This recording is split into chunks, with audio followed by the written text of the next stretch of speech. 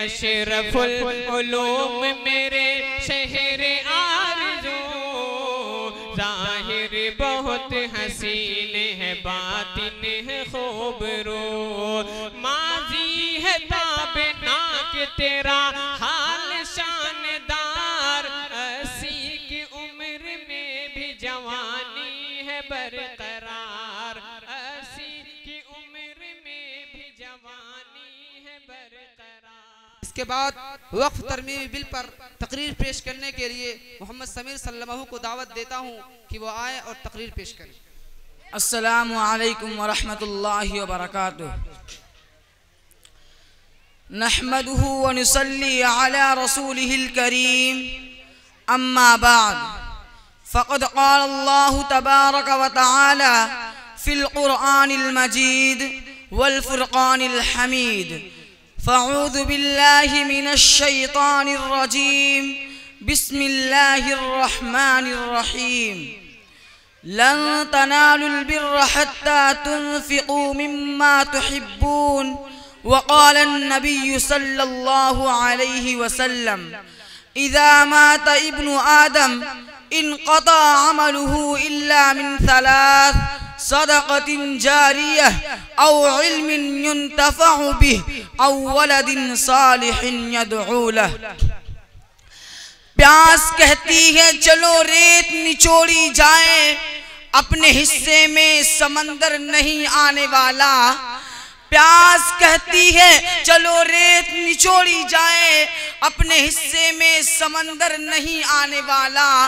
अपने काबे की हिफाजत हमें खुद करनी है, अपने काबे की हिफाजत हमें खुद करनी है, अब अबाबीलों का लश्कर नहीं आने वाला।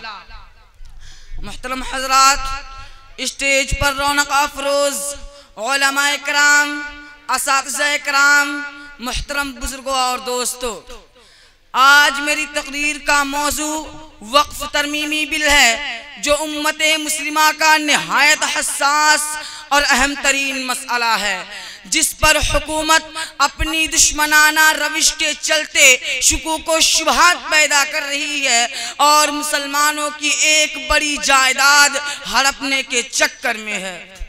मुहतरम हजरात, वक्फ की शरई हैसियत क्या है? जब हम उसकी जानिब निगाह डालते हैं तो पता चलता है कि वक्फ एक इबादत है जिसका मकसद अल्लाह ताला की रजा जोई और खल्क़े खुदा से हमदर्दी, उखुवत व मोहब्बत, मुसावात व रवादारी और मोहब्बत का इजहार है।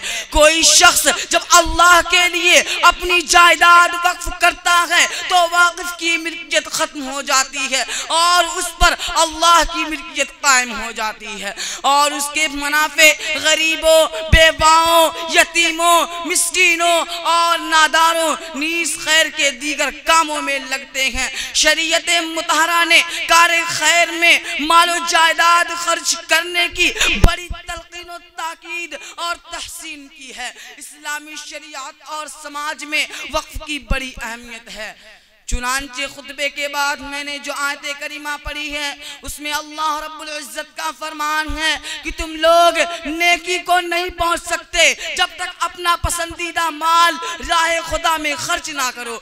नेक लोगों की पहचान कुरान में ये बताई गई है कि वो यतीमों और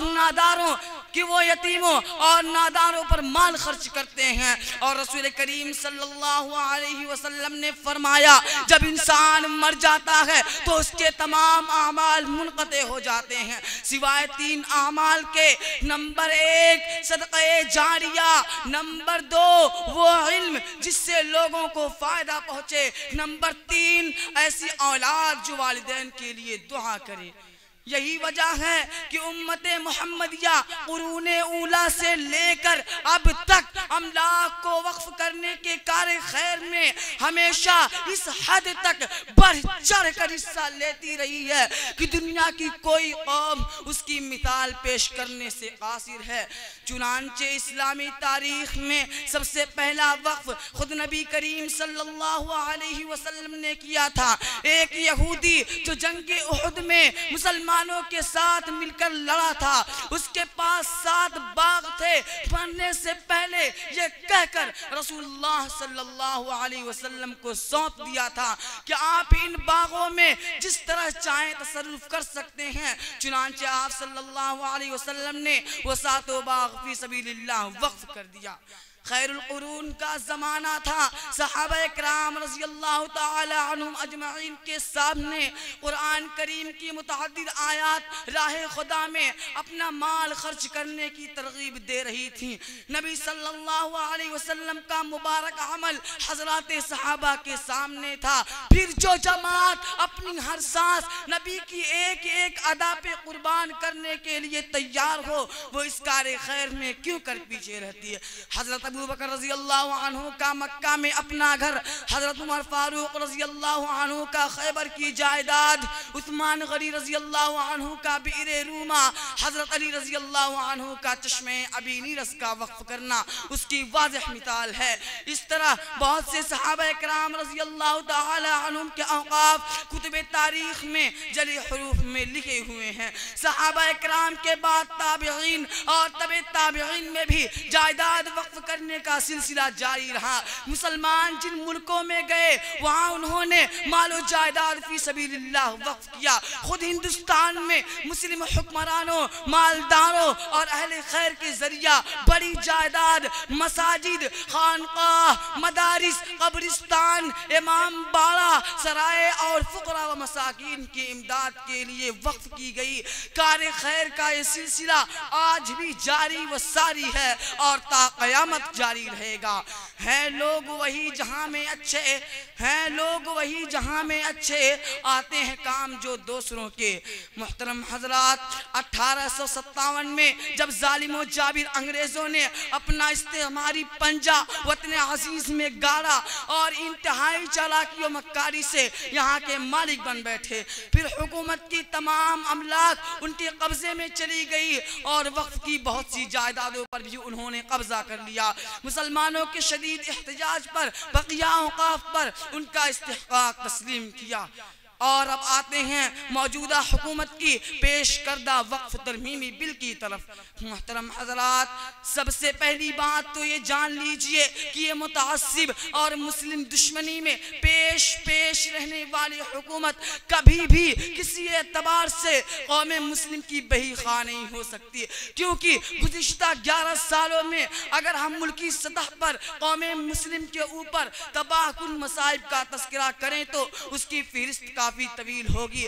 जैसे कि बाबरी मस्जिद की आराजी को जुल्मन गैरों को दे देना, CAA जैसी खतरनाक बिल लाकर पूरी कौम की वतनियत को शुकूक व शुबहात में डालना, तलाक़े सलासा पर बिल लाना, सिर्फ एक ही कौम को मुजरिम गर्दानते हुए उनके घर बुलडोजर से गिरवा देना, हिजाब, नकाब, दाढ़ी पे हमला करना, नमाज में आइन सजदे के दौरान नमाजी भाई को इंतहाई जलालत के साथ धक्के मारना, मसाजिद से माइक उतरवाना, मसाजिद को शहीद करना, मदारिस बंद कराने के लिए नोटिस जारी करना, कुर्बानी के ज़बीहा के खिलाफ मीडिया कैंपेन करना, लॉ जहाद, लैंड जहाद, डिजिटल जहाद, पॉपुलेशन जहाद जैसे मज़मूम इस्तिलाहात इजाद करके जहाद की तकदीस को दागदार करना। और इधर कुछ दिनों से एक नई रीत निकाली गई है कि हर मस्जिद पे ये दावा किया जाए कि उसके नीचे 1000 साल पुराना मंदिर है। इस जिम्न में निचली अदालतों ने जो कारनामे अंजाम दिए हैं वो इंसाफ के मुनाफी और सेकुलरिज्म का कत्ल है। मीडिया को भरपूर आज़ादी देना कि वो एक कौम को मुस्तकिल मुजरिम गर्दानता रहे और उन्हें आतंकवाद के नाम से बदनाम करता रहे, चाहे वो जमात हो या जमहियत, गर्ज की हर एतबार से डराने और दबाने की कोशिश करते रहना। मगर हमने भी ये ठान लिया है कि मर्द हक बातिल से हरगिज खौफ खा सकता नहीं, मर्द हक बातिल से हरगिज खौफ खा सकता नहीं, सर कटा सकता है लेकिन सर झुका सकता नहीं। मोहतरम हजरात, मौजूदा हुकूमत ने 2024 में नया वक्फ तरमीमी बिल पार्लियामेंट में पेश कर दिया है जो अभी तक लागू नहीं हुआ है और वो पार्लियामेंट की जॉइंट कंपनी के पास ज़ेर गौर है। जब वो अपनी सिफारिशात पेश करेगी तो वक्फ तरमीमी बिल 2024 नाफिज कर दिया जाएगा। इस गासिब हुकूमत ने नए बिल में तकरीबन 40 तरामीम की है। हमेशा की तरह मुसलमानों को ये झांसा दिया है कि ये कानून मुसलमानों के मफाद के लिए लाया गया है। इस बिल से खवातीन, बच्चों और कमज़ोर मुसलमानों का फ़ायदा होगा, लेकिन इस बिल की सबसे बड़ी ख़राबी यह है कि वक्फ मुसलमानों का मजहबी अमल है और इसके अहकामात फ़िक़्ह की किताबों में मज़कूर हैं। इसके बरखिलाफ़ कोई काम करना दुरुस्त नहीं, लेकिन हुकूमत ने इस तरमीमी बिल को पेश करने से पहले मुसलमानों के किसी भी तबके से मशवरा नहीं लिया। और इंसाफ के साथ अगर हम इस बिल का जायजा ले तो साबका तमाम पेश करदा बिलों की रवायात के देखते हुए ये बात बरमला कही जा सकती है कि इस मामले में हुकूमत की नीयत दुरुस्त नहीं। इस तरमीम में एक बड़ी तब्दीली ये की गई है कि नए वक्फ कौंसिल में चाहे मरकजी वक्फ बोर्ड हो या सूबाई वक्फ बोर्ड, उसके अरकान में गैर मुस्लिम भी शामिल होंगे। ऐसे में अगर एक या दो मुस्लिम मुलाजिम हो गए तो उनकी मुलाजिमत खतरे में पड़ जाएगी। अब इन्हीं चंद बातों पे अपनी तकरीर खत्म करता हूँ। शाखों से टूट जाए वो पत्ते नहीं हम, शाखों से टूट जाए वो पत्ते नहीं है हम, शाखों से टूट जाए वो पत्ते नहीं है हम, आधी से कोई कह दे कि औकात में रहे। वो आखिर दुआना अनिल हम्दुलिल्लाहि रब्बिल आलमीन। अस्सलामु अलैकुम व रहमतुल्लाहि व बरकातुहू।